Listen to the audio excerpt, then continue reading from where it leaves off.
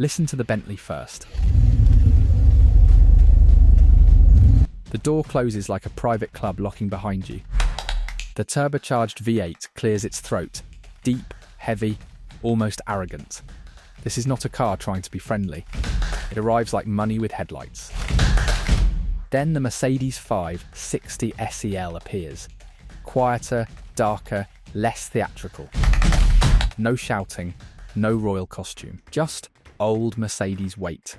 The kind you feel before the car moves. And that is where this comparison gets dangerous. Bentley looks like the obvious king, bigger engine, richer cabin, louder status. But Mercedes is not here to impress the room. It is here to control it. The question is not which car looks expensive, it is which car feels complete. These two cars belong in the same fight because they were not ordinary luxury sedans. The Bentley Turbo R arrived in 1985 with 4 doors, rear-wheel drive, a 6,750 cubic centimetre turbocharged V8, and the attitude of a private bank on wheels. The Mercedes-Benz 560 SEL also stood at the top of its world, with a 5,547 cubic centimetre V8, long wheelbase body, automatic gearbox, and German seriousness in every panel. Both were built for people who wanted silence and power together. But the question is different. Which one was luxury as theatre, and which one was luxury as control under real pressure? Bentley needed the Turbo R because the badge was becoming too quiet. For years, Bentley had lived too close to Rolls-Royce, wearing luxury like a borrowed suit. Then came the Mulsanne Turbo, and suddenly people remembered that Bentley was once about speed, not just carpets and chauffeurs. The Turbo R took that idea further. It kept the huge turbocharged V8, but Bentley stiffened the body's attitude, stronger anti-roll bars, firmer shock absorbers, a Panhard rod at the rear, and proper tyres. That tells you everything. This car was not just trying to be comfortable, it was trying to prove that old British money could still move with anger when the road opened and the driver finally asked for more. Mercedes did not need to prove it was serious. By the time the 560 SEL appeared, the W126 S-Class already had the kind of reputation other luxury cars chased. It was the car of presidents, executives, embassies, and people who wanted power without noise. The official Mercedes formula was not mystery. Steel unit body, long wheelbase, rear-wheel drive, high-drop pneumatic rear-level control, anti-lock brakes, and a big M117 V8 sitting calmly in front. Nothing about it begged for applause. That is what makes it dangerous. Bentley had to announce itself. Mercedes walked in like the room had already been measured for it with German precision before anyone touched the key. Look at them before either engine starts. The Bentley stands taller, heavier, more formal, with chrome, square shoulders, and a grille that feels like a palace gate. It wants you to notice the money first. The Mercedes is cleaner and more disciplined. Its body is long, but not lazy, flat sides, controlled lines, serious glass area, and that calm S-Class face. The Bentley looks like it was designed to arrive outside a hotel. The Mercedes looks like it was designed to leave that hotel at night, cross countries, and still feel fresh at sunrise. One car performs wealth, the other turns restraint into authority. That visual gap matters before speed ever speaks on camera and before the viewer chooses sides. The grille is where the fight becomes personal. On the Bentley, it does not feel like an intake. It feels like a palace gate, upright, polished, and almost too proud to explain itself. The headlights sit beside it like guards. The whole nose says, someone important has arrived. Then you look at the Mercedes 560 SEL, and the message changes. Its grille is still formal, but colder, flatter, more controlled. It does not ask for attention with chrome theatre. It holds a straight face. That is why the Mercedes front end feels dangerous. Bentley uses the grille to announce wealth. Mercedes uses the grille to announce order. One smiles at status, the other stares back with authority. Bentley understood appearance like a tailor understands cloth. The Turbo R could wear dark paint, chrome edges, deep reflections, and that heavy body like a handmade suit. Everything outside looked expensive before you knew anything about the engine. That was part of the charm. The car did not just transport wealth, it performed it. But the Mercedes 560 SEL works differently. Its surface is cleaner, almost restrained, with less jewellery and more proportion. The door gaps, the body line, the long glass house, the flat panels, those are not decorations. They are confidence. Bentley wins the first glance because it looks richer. Mercedes wins the second glance because it looks engineered, and that glance is where respect starts. Open the Bentley, and the cabin tries to seduce you before you sit down. Leather, wood, thick carpets, soft reflections, everything feels warm and expensive, like an old private room where money has been sitting for decades. It is emotional luxury. The Mercedes cabin does not flirt in the same way. It is cleaner, more logical, more controlled. The switches sit where your hand expects them. The dashboard does not feel like furniture, it feels like equipment. That difference matters. Bentley makes the passenger feel indulged. Mercedes makes the passenger feel protected. One cabin says, "Relax, you are rich." The other says, "Relax, the machine has already thought about what could go wrong long before trouble even arrives outside today." The rear seat changes the argument because these cars were not only bought to be driven, they were also bought to carry power. In the Bentley, the rear passenger gets theatre, leather softness, wood around the eyes, and the feeling of being inside something rare. It is not just transport, it is a social signal. The Mercedes 560 SEL gives a different kind of rear seat authority. The long wheelbase matters here. Space is not there for drama, it is there for calm, distance, and control. The Mercedes feels like a car built for diplomats, executives, and people who needed to arrive fresh after long miles. Bentley gives ceremony. Mercedes gives command in silence every time properly. From the driver's seat, the Bentley is not shy.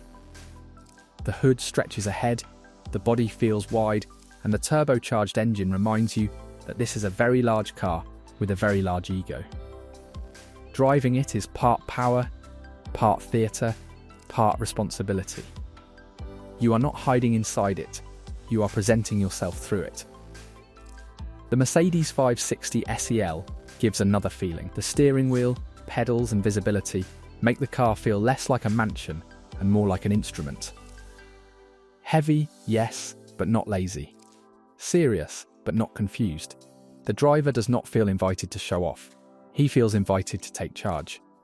Bentley gives you presence. Mercedes gives you controlled authority without shouting.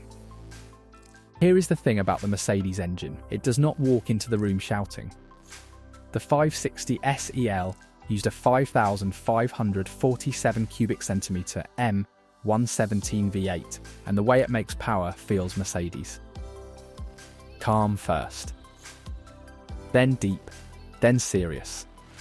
You have light alloy construction, one overhead camshaft per cylinder bank, a double roller chain, and Bosch mechanically and electronically controlled fuel injection, keeping everything measured. Nothing feels random here. Even the engine's silence feels designed. The Bentley wants you to notice its size immediately. The Mercedes waits. It lets the road get longer, the speed rise, and then it reminds you that quiet power can be dangerous. Now the Bentley engine is a different animal. This is not clean German calculation. This is a 6,750 cubic centimetre turbocharged V8 sitting under a long hood like an old aristocrat with a weapon hidden. It does not feel modern in the same way. It feels huge, heavy, slightly unreasonable. And that is the charm. The turbo does not make the Bentley delicate, it makes it more dramatic. You imagine the boost building, the big body lifting its nose, the car moving forward with that mix of leather room calm and mechanical violence. The Mercedes engine is disciplined strength. The Bentley engine is expensive force, and honestly, That force is why people remember it clearly. Torque is where these cars stop being polite. The Bentley gives you that big turbo shove, the kind of push that makes the whole car feel like it has decided to move before the driver has finished asking. It is not sharp like a sports car, it is more like a heavy door opening with pressure behind it. The Mercedes delivers power differently. No big turbo moment. No sudden theatre. The M117 builds speed through smooth breathing, gearing and balance. At first, that can seem less exciting. But then you realise the Mercedes is not trying to surprise you. It is trying to stay composed while becoming fast. Bentley pushes your back. Mercedes tightens the road around you. Look at the fuel and air, and the personalities become visible. The Bentley breathes like a large old engine that has been given forced confidence. Air comes in, the turbo compresses it, fuel meets pressure, and suddenly this formal British sedan has a hidden temper. That is a great visual, because the viewer can almost see the boost path glowing under the hood. The Mercedes is quieter in method. Bosch fuel injection measures the engine's appetite with mechanical seriousness and electronic correction, feeding the cylinders without drama. No smoke show, no chest beating, just control. Bentley uses air to create theatre, Mercedes uses fuel and air to create order. Same basic job, completely different emotional message inside the metal. Gearboxes tell the truth, because luxury cars hide their effort there. The Mercedes 560 SEL used a 4-speed automatic with a hydraulic torque converter, and that matters. It does not snap or perform for attention. It smooths the engine, catches the weight, and sends power rearward through the driveline, like everything has already been discussed in a boardroom. The Bentley Turbo R, especially early cars, used the General Motors Turbo Hydromatic 403-speed automatic. That sounds ordinary, almost funny, in a car full of wood and leather. But it fits the character. Big engine, big torque, fewer gears. Mercedes feels engineered through the gearbox. Bentley feels powerful enough to bully the gearbox into agreement. A chassis is not just metal. It is psychology with bolts. The Bentley Turbo R feels big because it wants you to feel big inside it. Long hood, heavy doors, thick structure, huge body, all of it tells the owner you are protected by mass. Humans like that. We read weight as power, the same way we read a thick wall as safety. But Mercedes plays a smarter game. The 560 SEL uses its steel unit body like a disciplined skeleton. It does not only feel heavy, it feels organised. That matters. Bentley gives the brain a sense of status through size. Mercedes gives the nervous system calm because everything feels placed, tested, and controlled under pressure. The Bentley Turbo R had to learn how to behave when the road stopped being gentle. That is why Bentley gave it firmer shock absorbers, stronger anti-roll bars, a Panhard rod, Ronal wheels, and Pirelli tyres. This was not decoration.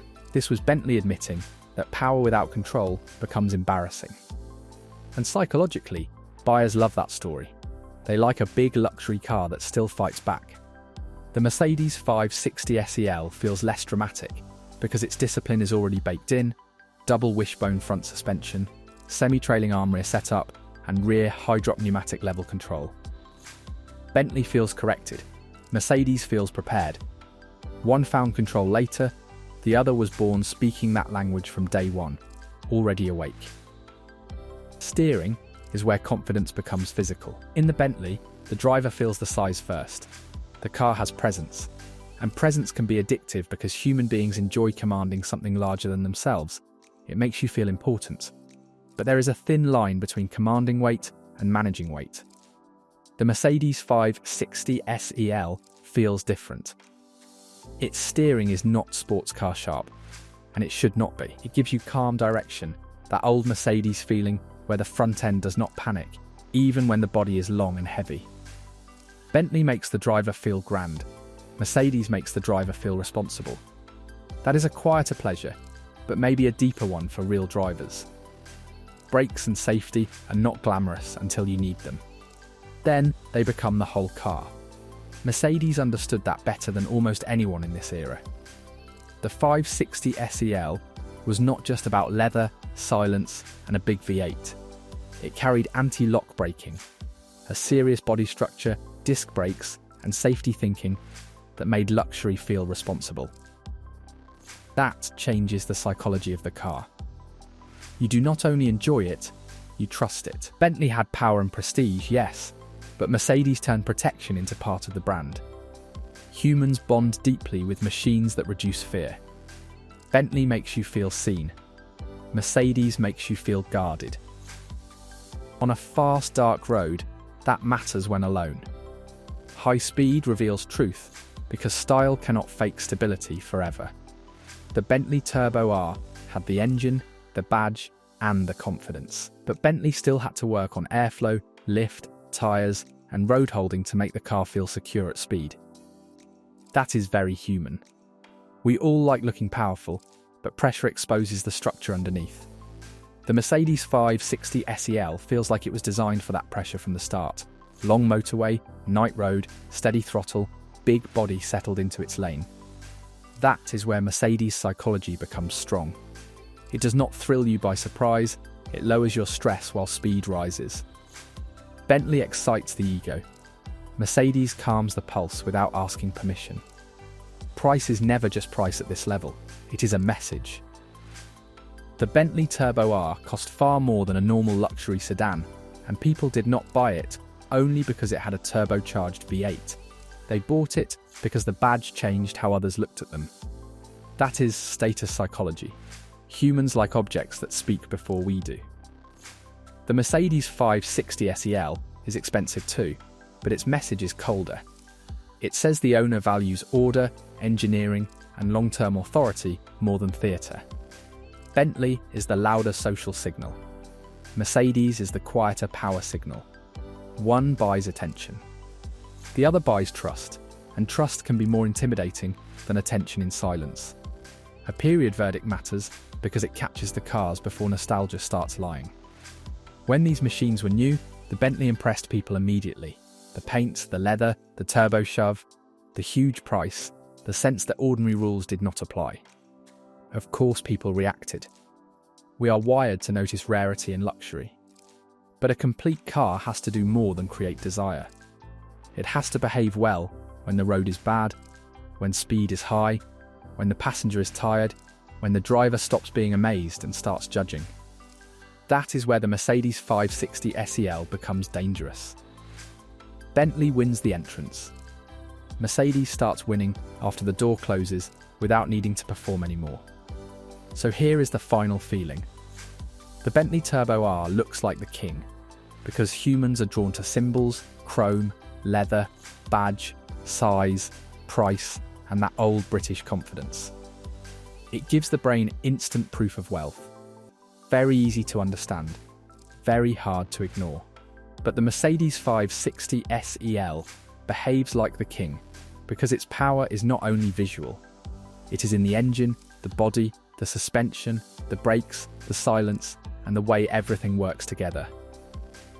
That is why this comparison matters.